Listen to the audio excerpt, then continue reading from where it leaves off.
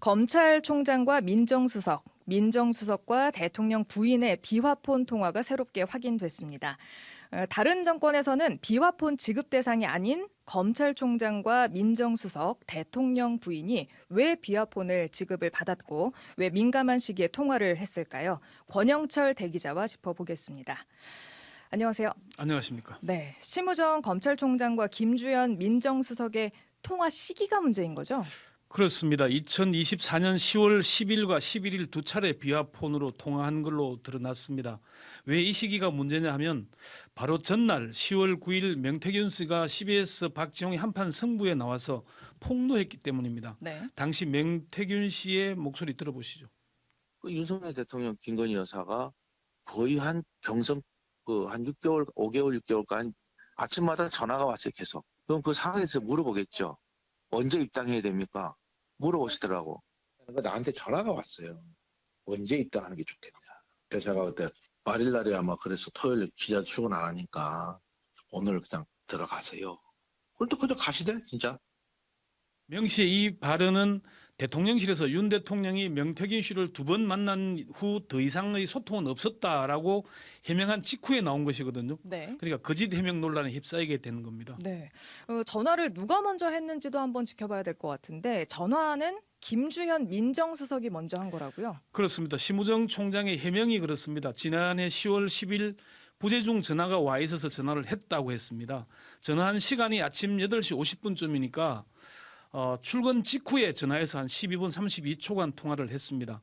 그 전날 저녁에 명태균 씨의 인터뷰가 방송에 나간 뒤에 이른바 명태균 게이트 수사 관련 대책을 논의하기 위한 통화 아니었겠느냐는 그런 관측이 가능합니다. 예. 김주현과 심우정 두 사람의 관계는 법무부 검찰국장 시절 직속 부하인 검찰과장이었는데 가족보다 더 끈끈하다는 말이 나올 정도로 가까웠다고 이렇게 알려져 있습니다. 예. 김주현 민정수석이 김건희 씨와 비화폰으로 통화를 한 사실도 드러났잖아요. 그렇습니다. 김건희 씨가 도이치모터스 주가 조작과 명품 가방 수수 사건으로 검찰의 출장 조사를 받기 10여일 전에 30분 넘게 통화한 사실을 한겨레 신문이 오늘 보도를 했습니다.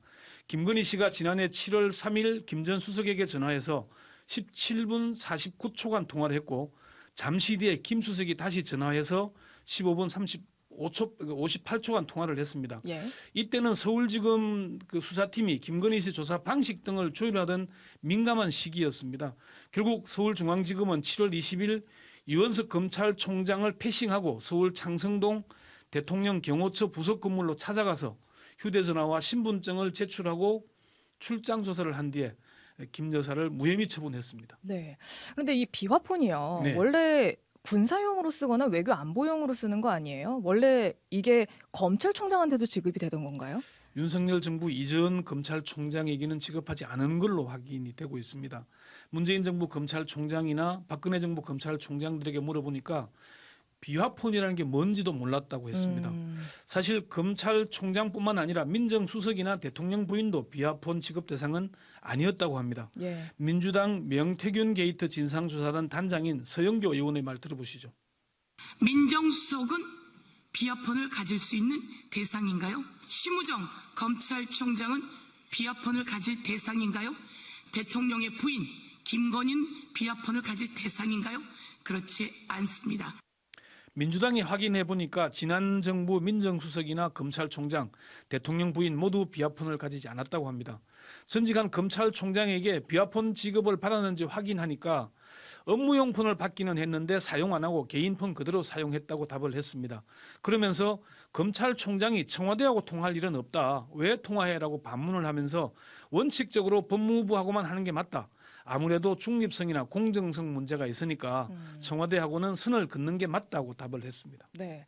그럼 심우정 검찰총장이 민정수석과 비화폰으로 통화했다는 사실을 시인을 한 거니까 앞으로 김건희 특검 수사를 받게 될까요?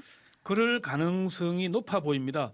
사실 김주현 민정수석, 심우정 검찰총장, 박성재 법무장관을 두고 윤석열 정부의 변호인들 아니냐, 이른바 로펌 역할을 하는 게 아니냐는 비판이 있었던 게 사실이거든요. 예. 심 총장은 서울중앙지법에 내란 우두머리 윤석열 피고인의 구속 취소 결정에 적시 항고를 포기해서 풀어줬고 김건희 씨의 주가 조작 혐의뿐 아니라 명품백 수수 혐의도 깨끗하게 털어줬습니다. 예.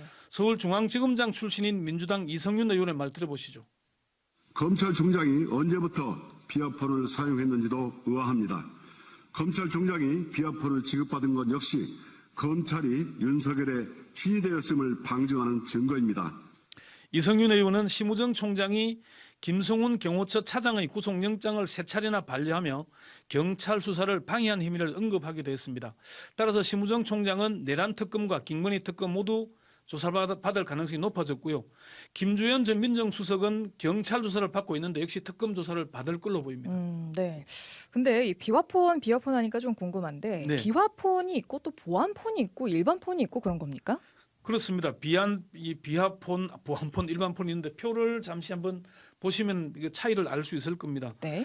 이 비아폰이 본격 사용되기 시작한 건 2005년 이른바 안기부 X파일 또는 삼성 X파일로 불리는 사건 직후였다고 합니다. 청와대에서 30년 넘게 근무한 전직 경호처 간부에게 물어보니까 X파일 사건 이후 비아폰 사용이 본격화됐으며 서버는 경호처가 관리하고 비아폰은 대통령과 군, 국정원, 외교 등 국가 기밀을 다루는 직책에 보급이 됐고 국무위원과 주요 부처 차관들에게도 지급이 됐다고 합니다. 예. 여기까지 듣겠습니다. 권영철 대기자였습니다. 고맙습니다. 네. 지금까지 CBS 박지환의 뉴스톡이었습니다. 노컷으로 보는 뉴스의 새로운 기준. 지금 알림과 구독 설정하시고 함께하세요.